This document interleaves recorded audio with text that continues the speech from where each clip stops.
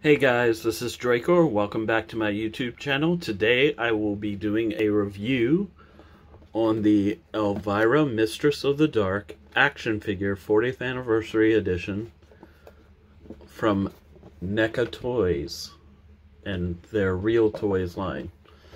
Now this I picked up at TC's Rockets over here in San Diego, California. If you want to check them out, they're 5155 Waring Road, San Diego, California, 92116. And also their website, https://tcsrockets.com, if you want to see what they have for sale online. So I picked her up there. There was 2 more left, I believe.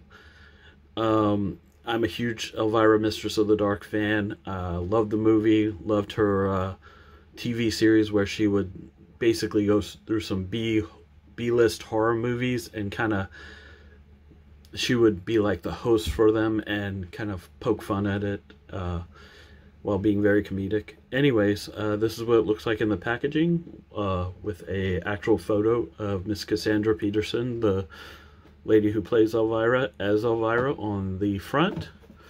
The side, along with an action figure shot of the main head.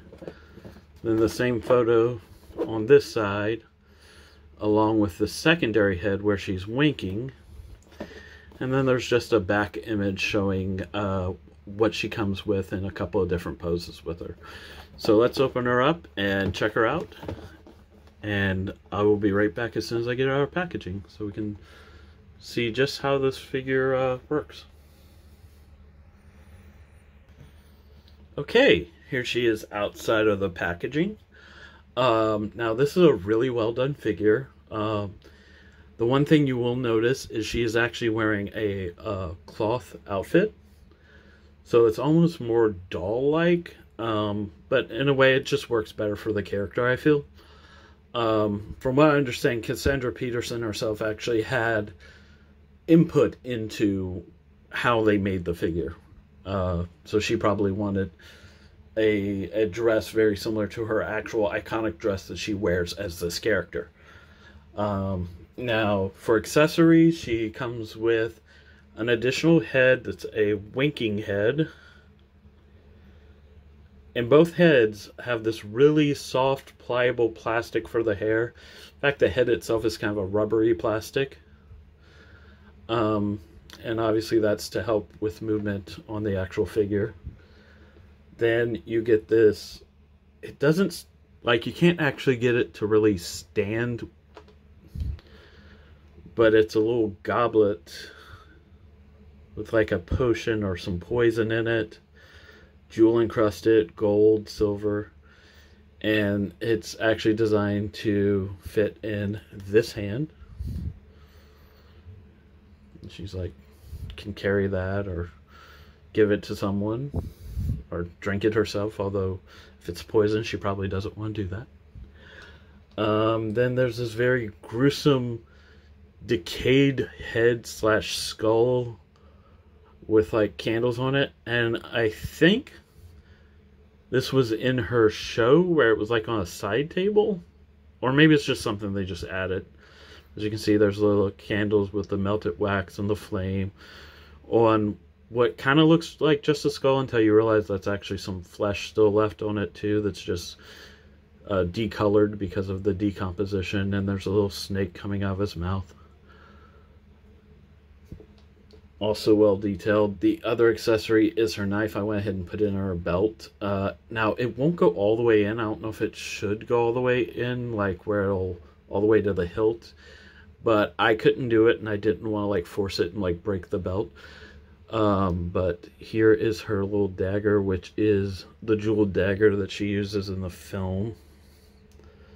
The actual Mistress of the Elvira Mistress of the Dark film.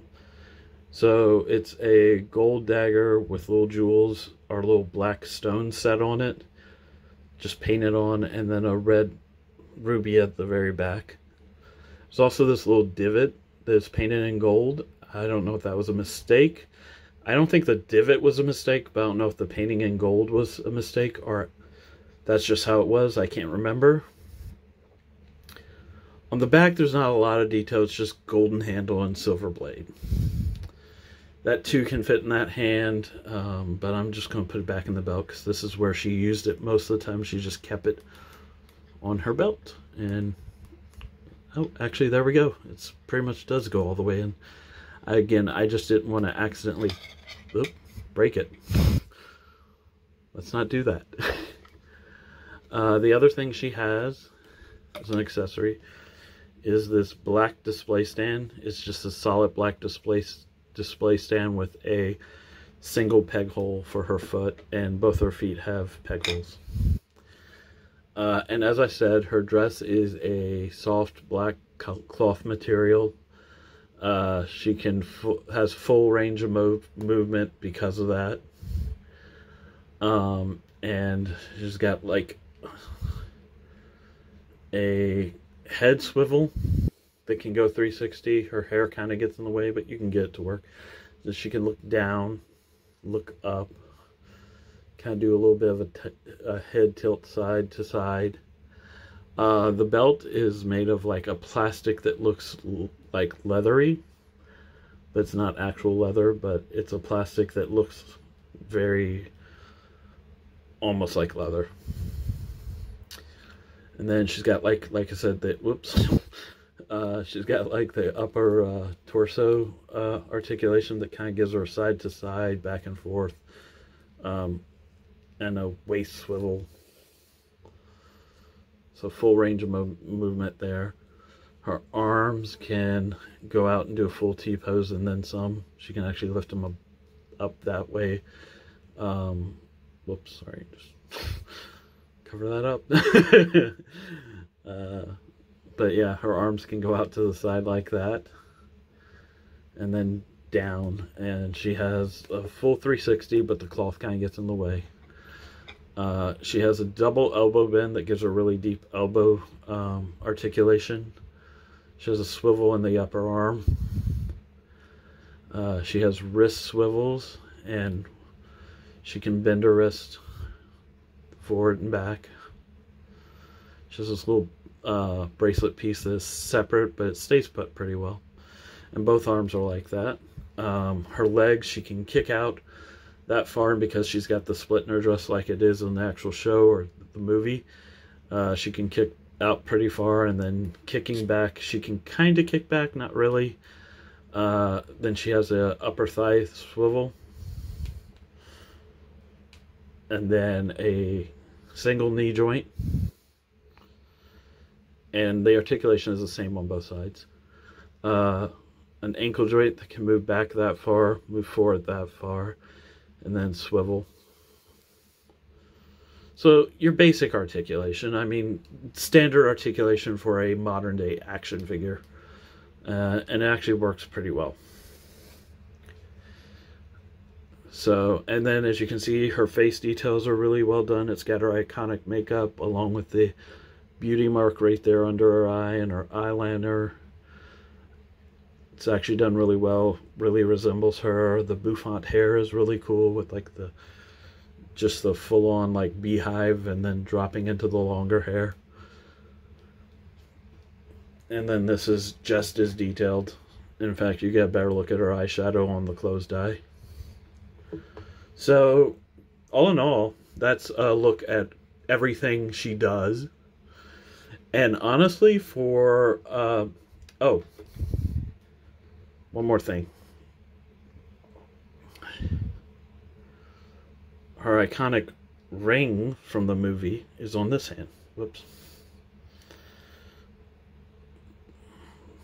That was a very important plot point in the Elvira movie that won't focus.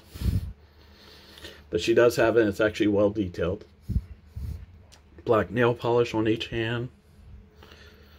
Very well done. Overall, I'm very pleased with this figure. It 100% resembles the character. The makeup and just the details on this is amazing. It's next level detail, especially, I mean, even looks like she's wearing the stockings. It's just a darker colored paint on her legs, but It definitely gives the look of the stocking she wears, the pantyhose. Just overall, it's an amazing likeness to the character. And along with having, like, all the accessories you would expect out of her. And just really well done. And I think a lot of that is... Well, Neca's great anyways, but I think a lot of it is also due to, as I said before, Cassandra Peterson actually had some say-so into what went into this figure. And I think in the long run that made this, like, just over-the-top great. So, TC's Rockets got a couple more of these still in stock. I definitely recommend picking it up. It's a great figure if you're a fan of her from either her TV series or from the movies. She did 2 of them. Or even if you just remember when she did commercials for Budweiser every Halloween. She's a great comedian, and the character is a great character. So I highly recommend this wonderful collectible that kind of, you know, definitely lives up to who she is, and definitely is a highly detailed work of art that interprets that character. Like I said, if you want to pick her up at TC's Rockets, 5155 Waring Road, San Diego, California, 92116. Or check the website, https://www.tcsrockets.com. I'll link them in the description below. But yeah, all in all, action figures a 10 out of 10. Expect no less from an Elvira figure. And yeah, I hope you enjoyed this review. Please like, comment, subscribe. Share this video if you want, and I will see you in the next review. Have a great one.